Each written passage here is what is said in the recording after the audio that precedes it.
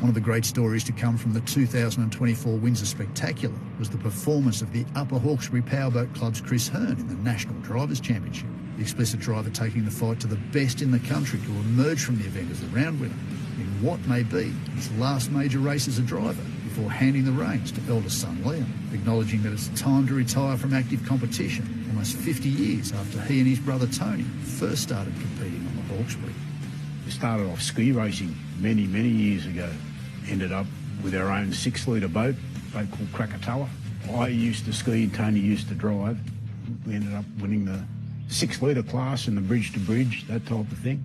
Tony and I, both marine engineers, once we started going away, sailing on ships, going internationally and that type of thing, we sort of drifted away from it for a while. We liked working on the boats and that type of thing, and doing the cylinder heads and the blocks and building the engines. I did leave sea for a while there once time, went and worked with Scholar Developments and did a lot of cylinder head work and race car performance gear over there. Both of us got to a stage where we wanted to have another go, looking at the different boats, and went to all the races, and so we ended up with one of the first sailboats running around, really. There'd been a couple of that Malcolm had made previously, but it was one of the first regular runners in the 6-litre class, and that was the boat that's now Rooters. 15 years in the 6-litre category led to many successes with Chris's driver, Tony having turned his time to crewing the explicit machine. The pair ultimately deciding that the cost of being competitive against the next generation of NASCAR engines coming in from the States was getting too prohibitive, so they shifted their focus to joining the unlimited category. We weren't going to go any faster without spending huge amounts of money. Say the last Dodge engine I hurt, we blew it up. I got the deal of a lifetime on a brand new R5 block from America. But the deal of a lifetime, by the time it was air freighted here, cleared customs, freight, all the rest of duty and everything else, it ended up $10,000 by the time it was delivered into the garage here. Now, without a word of a lie, the block that's in that boat now was $200 delivered. And it's making probably 700 horsepower more.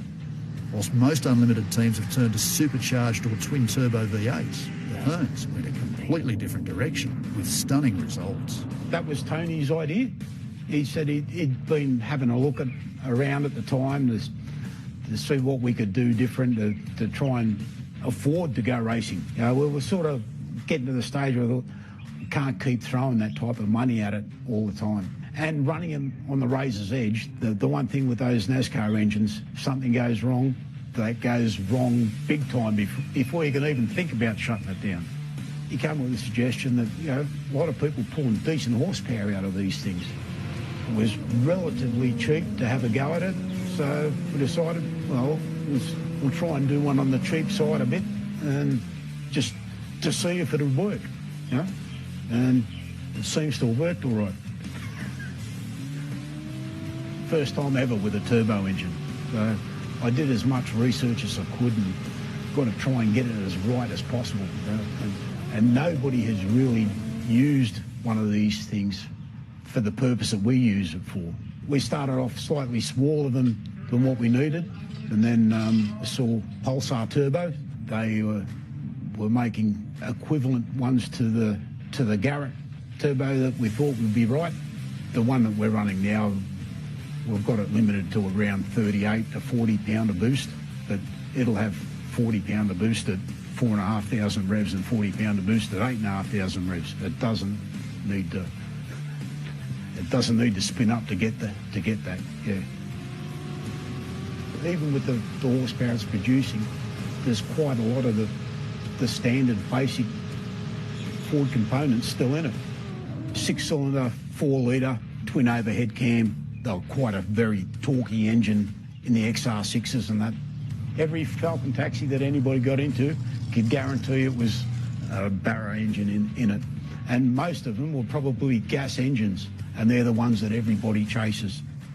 The stock cast crankshafts and things like that, we thought, that's just, rather have a bit more security, a bit more reliability up our sleeve, so we decided to go with a billet crank and rods and that type of thing.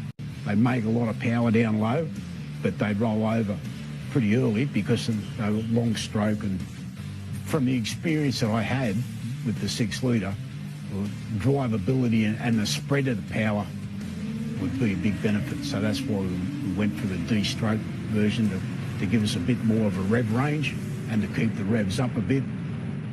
It's a guesstimation, but we think around the 1500 horsepower mark.